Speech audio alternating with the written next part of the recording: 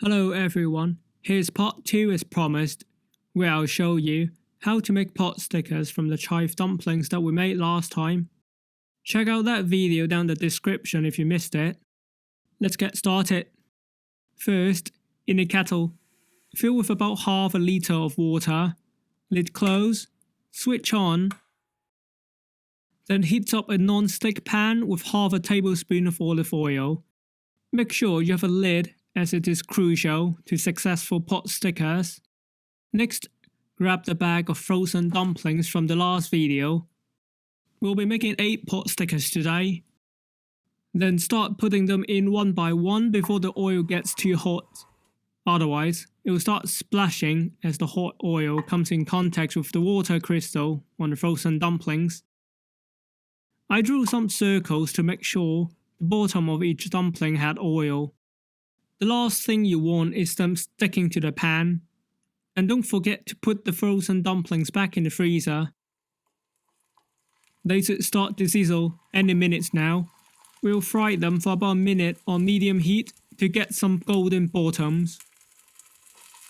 A minute later, if you aren't sure if they're golden yet, just pick one up to take a peek. Not quite ready. Perhaps 30 more seconds. Now this is good. You can also see the oil start to smoke. Let's get the lid ready on one hand and the kettle the other. Start pouring in hot water, enough to cover the dumplings halfway. As soon as you do this, the oil and water will start to splash, and that's why we had the lid ready. Let me show you the amount of water I have. Then just let it simmer for 8 minutes in medium-high heat. The water should be in a constant boil fairly rigorously. The goal is to boil off almost all the water by the 8th minute. A quick tip here, around the 5th or 6th minute, if you realize you've got too much water, you can turn up the heat. On the contrary, if you have too little water, you can turn down the heat a bit to a mild boil. You'll get the hang of it after making it a couple times. If you want to play it safe, it's better to slightly overshoot the water than under. Whilst we're letting it simmer, let's quickly make a very simple dipping sauce. Begin with garlic, peeled and chopped. Hey, it's quarantine time, so feel free to add as much as your heart desires. A decent amount of Chinese mature vinegar, which I've introduced back in the clay pot aubergine video. Lastly, a small amount of soy sauce. Remember, the dumplings have got salt in them already. Now back to our pan. It's currently the 8th minute, and let's open the lid. Look at this. The amount of water we added at the beginning was perfect. All the water is almost gone. Let it cook for another minute to allow all the water to evaporate. You might be tempted to shake the pan to unstick the pot stickers. Don't. Leave them alone, as their skin are very soft and fragile. Wait until the water is completely gone, and you can hear the sizzling again. As the water cooks off, you can see the skin start to wrinkle and take on structure.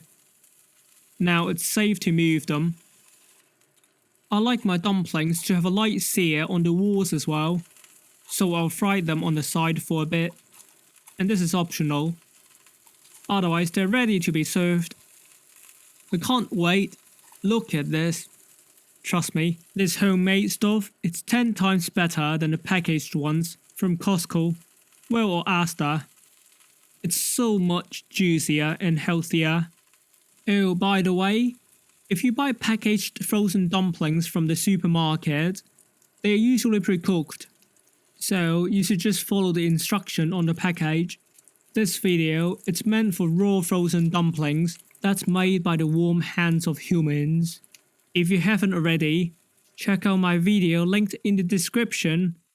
Alright, I'm gonna dig in. Yum. My kitchen smells full of Chinese chives right now.